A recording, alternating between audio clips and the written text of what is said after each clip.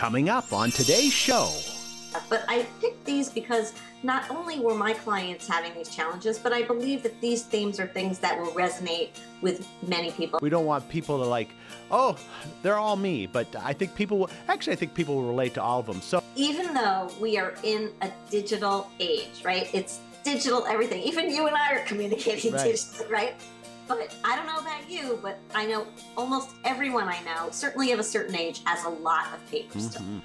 5 challenges to organizing and how to overcome them today on Keeping You Organized.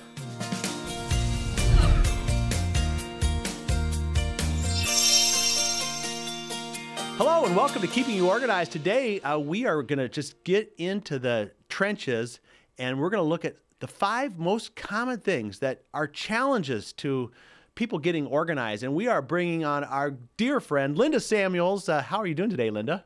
I'm doing great, John. How are you? Great. Well, you know, we talked in advance about this topic, and we said, you know, what are your clients dealing with? Because I know there's common challenges. Of course, everyone thinks their challenge is unique, but we know that, you know, there's probably several challenges that people deal with. But I wanted to find, what are those really common ones? So how did you do the research for this? So it's interesting. What I did was, I went back and I took a look at this last year. I looked through my client files and I thought about each of the clients that I'd worked with this year and thought about what are the themes that keep coming up. And so that's how I developed these particular challenges. Of course, there are tons of challenges that clients have, but I picked these because not only were my clients having these challenges, but I believe that these themes are things that will resonate with many people. And I think, John, even before we started, you said a few of them rang a few bells for you, right? Oh, yeah, they always do it. And we'll reveal these one at a time, so we don't want people to like, oh, they're all me. But I think people will, actually, I think people will relate to all of them. So let's start with challenge number 1. Okay, so the first challenge, number 1, that clients often have challenges with are transitions. And by transitions, I mean life transitions. So things like moving, having a baby, having kids go off to college, having kids come home from college, all kinds of things like that. The loss of a loved one. These are all transitions that change the nature of how we're going through our processes during the day. And so that can be major organizational challenge. It can create what I call situational disorganization, which that's a term you probably have heard over the years, us organizers talking about. Right. Well, yeah, and also, you know, what comes with that, I'm sure we're going to get into this, but just the emotional stress that comes with transition, and so sometimes those emotions and all that keep you from even wanting to get started, right? I mean, it just kind of stymies you. It can stymie you. And what happens is that the reason some of the stress happens is you're approaching something unfamiliar. You're in uncharted territory.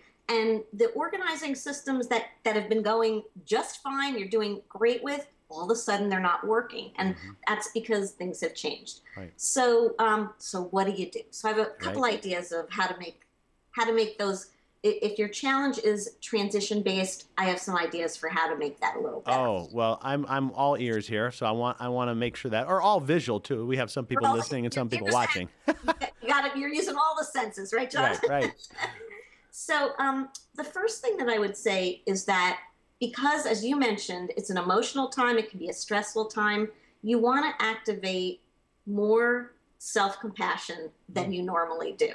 Don't beat yourself up. Recognize that this is an unusual time that requires flexibility on your part and some patience and just being kind to yourself. Right. So that's number 1 before anything else. Then what I would do is, very often what happens is that you're thinking about all these things that aren't working that have to be done. I would do an assessment. Get out a piece of paper, get out a voice recorder, make some kind of a list, and actually go around. It could be you want to go room to room and figure out what needs to be done in each area. Particularly, let's say if you're moving, that's a great thing to do. You assess room by room, and instead of keeping it all in your head, which adds to that stress and it adds to that feeling of, oh my gosh, there's so much going on. Just get it out of the head, down onto paper, or like I said, some people do better with Post-it notes or with voice recording. Get it out of the mind. Yeah, I know my wife is like that. So she'll say, I'm so swamped, I can't even get started. I said, well, let's just start. Let's come up with everything. So she'll come up with 5 or 6 things. I go, is that all or is there more? Well, there's this. Then she comes up with some more. And then, yeah, so it's kind of like that David Allen mind dump. You want to really get those things off of because everything kind of overwhelms you when you have all these things going on. That's right. And I love how you describe that, John, how the two of you tag team it together. That's beautiful. Nice working, nice collaboration. Well, yeah, I'm the psychologist in that case, and she's the patient. But believe me, it works the other way around too. That's great. All the best relationships do, the give and take. So anyway, getting it out of the head really makes a difference, because often it's, sometimes that list can be long, but often it's worse in our head than it actually is once you have it down on paper. And when you do that, you can then begin to take concrete steps to figure out timing and what you want to do first, and you can start moving through getting things done and feeling more in control. Because I think one of the hallmarks of being in transition is that you feel out of control. Yes. Right? So the organizing piece, there are very specific things, tangible things you can do related to organizing that start to bring some of that control back. You don't have control over everything, granted, right? But the things that you do have control over, identifying them and beginning to work on them can really help the transitions. Right. The other thing is that there are all kinds of resources that are great to tap into, particularly when you're in transition. So what kind of resources am I talking about? Well, there are the physical resources, like, in the case of moving, getting your supplies together, making sure you have enough boxes and bags and markers and the physical things you need to start moving things around. There's also resources like if you are going to get rid of things, or if perhaps you need to even purchase things to organize, start to make a list of those resources. Where are the places you can donate to or sell to or give to family members or friends or places that are meaningful to you? Or if you're going to need to invest in some organizing products, what are those resources, like the Container Store or wherever you like to shop or things like that. Then there's also the people, the human resources. Right. So are there friends or family members or professionals that can help you in this transition time with the organizing piece? And so you've got your list in hand with some kind of a direction. You've got your other list that really tells you you're not alone in this. And then you can begin to address that transition challenge that you have. Well, and don't you think, too, there's probably this idea of the schedule and having maybe putting it on a calendar, too, which would be another organizing tool, I guess. But I remember when we were moving my dad and mom, we started months ahead of time because I knew it was going to take them a long, long time to go through their stuff. And I'd go out once a week for, I think it was 6 or 7 months. Now, thankfully, we had plenty of time. A lot of times you don't have that kind of time, but at least when you have some time and you can, put it into kind of like a project management, right? You get it down to something that's doable. Yes, absolutely. And that was the other thing, the idea of now you have all these things to do, so make a commitment to devoting time to that, whether it's a little, it's a big project, so you don't want to overwhelm yourself. But just as you described, whether you devote daily time to a piece of it or weekly, however you do it, then little by little you do get it done. Right. And you start to feel better. The other thing that is another useful strategy is that think back to other times when you were in transition. You made it through. What strengths did you tap into that helped you during that time? And just remember that you will make it through this transition too. Yes. And sometimes it just helps to reflect back a little. Gives you a little push forward. Those are incredible tips because they're great organizing answers to that challenge of transition. And sometimes just, that's why I wanted to do this program, marrying those two things together. We identify the challenge and then we use these organizing techniques to help us really put it in perspective. We're going to take a quick break here, and when we come back, we'll get into number 2. We've only done 1 so far, but we're with Linda Samuels, Oh So Organized, and we'll be right back. Now, there's a place just for you. Life can be busy, and you still have to keep it all together. That's why you like to be organized and in control. Introducing MyOrganized.life, a special place where you can get ideas and solutions to organize what's important to you, your important papers, your important decisions, your important life events. We show you the ideas and products to stay organized in your life. See what's new. Stop by and say hello. Visit us at any time at www.myorganized.life. It's just for you. MyOrganized.life by Smead. Find us at www.myorganized.life. MyOrganized.life. We're back now and keeping you organized, talking about the 5 challenges to organizing and how to overcome them. And before the break, we just hit on number 1, which was transitions. And Linda Samuels, Oh So Organized, that's a great one. I think everyone gets into transition of some sort, right, over the course of their lifetime. So those are really good tips. Let's move on to the second most common challenge that makes it hard to organize. So the second challenge that I picked, and this one, again, it is pretty universal, has to do with papers. Even though we are in a digital age, right? It's digital everything. Even you and I are communicating digitally, right? But I don't know about you, but I know almost everyone I know, certainly of a certain age, has a lot of paper still. So this really is a challenge. There's, piles of paper that collect. There's unopened mail, there's a backlog of files, there's, it's just everywhere. It is, yeah. So, and again, this is something really common with a lot of the clients that I work with, not just this past year, but always. That's been a theme right from the very beginning.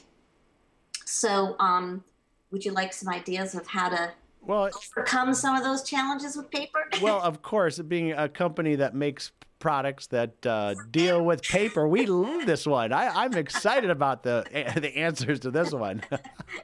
So the first thing is that, paper doesn't just show up in your house. It arrives somehow. And the first strategy I would say is that have a receptacle for that paper coming in, whether it's a box, an inbox. It can be very simple, but the idea is that right when it comes in the front door or your office, have a place to put it. And ideally, before you even put it in that box or bin or receptacle, right near there have a recycling bin and a shredding bin and a trash bin, so that even before it makes it in, you do the first sort of it, you don't need it, and it can go out right away. Right. That's a great one. That is a great tip. Because you know what happens, right? You walk in with the mail, and it goes on a kitchen counter one day, and it goes on the dining room table the next day, and it goes in the living room the next day, and I see you're it filters out mysteriously on its own somehow, and then, of course, you can't find what you're looking for, right? No, and some bills get paid late, or someone doesn't respond to an event. They're like, are you coming to the party or not? So again, by having this one location to put it in, it helps you to start the first part of the organizing process with the paper. So now you've got this pile, right? And maybe you've got a very large pile because you've collected it, but you still have to do something with it. Right. Yeah. So the next part of the strategy is to create what I would call a 3-part paper management system. Okay? So part 1 of it will be for active papers. These are the things you need locations to put the papers that you have to take action on. And the form can be all kinds of forms, but it could be bins that say bills to pay, calls to make, whatever. But you just need a place to now separate out from that collection of papers what needs action. Okay. And you need it somewhere that you're going to see it and use it. Okay, that's key, right? Right. So it's got to be somewhere close. The second part is that you want to have a place for reference papers. This should also be accessible, but it's not something you're going to use all the time, but there are going to be papers that you need to file. And the third will be a place for archives. So these are for papers that you really aren't going to reference frequently. They don't have to be in your main area, but you might need to get them, like old tax returns or the backup for tax returns or things like that. Yeah. Don't you think, too, when you have at least everything separated into those three categories, that brings the stress level down again, too, that makes you feel like, you know, I can do this? Yes, yes. And as a matter of fact, you know, I don't know about you. I mean, I happen to really enjoy working with paper, Yep. but a lot of people get incredibly stressed out working with paper. And the thought of paper makes them like they'll start to sweat and hyperventilate. Okay. But on a very global basis, if you think of the papers as these four buckets, right? Yep. The collecting bucket, the active bucket, the reference bucket, and the archive, even if you at least sorted them into those four big categories, you could then find at least the things that required action. And the other things really don't matter as much, if that makes sense. Oh, absolutely. Absolutely. In fact, we have a product. We usually don't talk about our products here, and people know our products, but we have this thing called the Stadium file, and we have a mini Stadium file. And the mini has room for four to six folders on it. And I've seen a lot of people use that for this particular thing, and we can put a link to that in the show notes as well, because it allows you to have it on your desktop and has the four different areas where you can sort your papers into. That's exactly the kind of thing I'm talking about for like those active papers, the to-do things. That sounds perfect. So I hope you'll add that link right to this podcast. Definitely will. What else with paper? I'm sure you have a few more tips. Well, I have a few more. So the other one, which I'm sure you've heard this a million times, but I think it's worth repeating, is the 80-20 rule, which is applicable in all kinds of situations. But I want you to really think about it for paper. And really, in this case, the way that I use the 80-20 rule is that 20%, or I should say it this way. I could say it either way. Yeah. But let's do it the bigger way. Okay. 80% of the papers that you file, you will never look at again. That's huge. It's huge. Yeah. It's huge. So what I would encourage each of you to do that's really struggling with the paper piece, knowing that 80% of the papers you're hanging on to, you will never, ever look at again, keep less. Yeah. Recycle more. Shred more. You know, it's just going to lighten the load. And it's just the reality of it. I'm not saying to get rid of everything, because we do need some paper. We do need some backup for a variety of things. Right. But we don't need as much as we keep. Right. So that's really important. That's huge. It's huge. It's huge. And then the other one, and I haven't really gone into this area of it, but you know, people are moving to more and more of a digital storage system. They're either scanning papers and letting go of papers, or they're not getting, you know, like in terms of bills, a lot of people aren't even receiving paper bills anymore. They're just electronic bills.